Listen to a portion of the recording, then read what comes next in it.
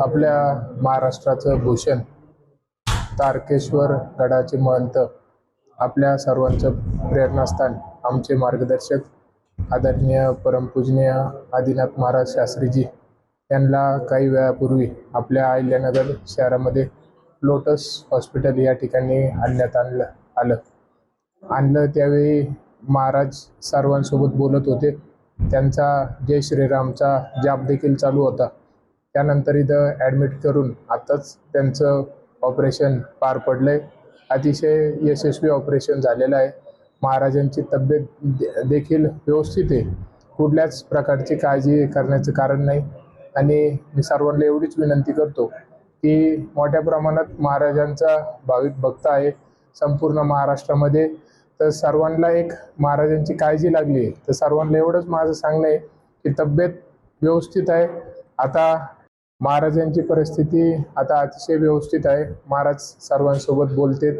त्यांचा जय श्रीरामचा जाप देखील अजून ऑपरेशन करतानाही चालू होता, आताही देखील चालू आहे आणि व्यवस्थित बोलतायत. कुठल्या प्रकारची अडचण नाही. गेल्या काही वेळापासून आपल्या संपूर्ण महाराष्ट्रात महाराजांचे भाविक भक्त हे मोठ्या स्वरूपात आहेत. मानणारा वर्ग मोठा आहे. म्हणून अनेक प्रकारचे तर्क वितर्क, बऱ्याचशा अफवा होत आहेत. बऱ्याचशा ठिकाणी चुकीच्या देखील बातम्या पसरतायत. काही ठिकाणी असं बोललं जातं की वार केले, काही ठिकाणी असं की आत्महत्येचा प्रयत्न केला.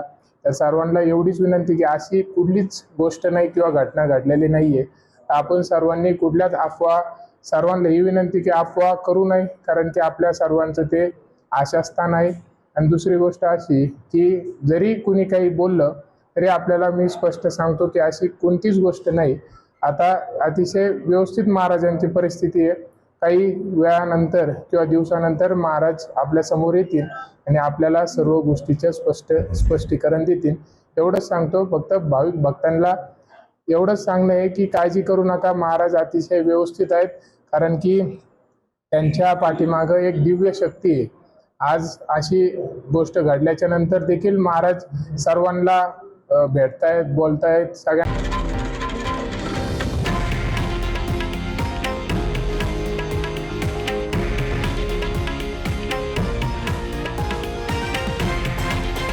हे आहे देशातील नंबर 1 न्यूज नेटवर्क आणि आपण पाहत आहात TV9 मराठी, एकमेव.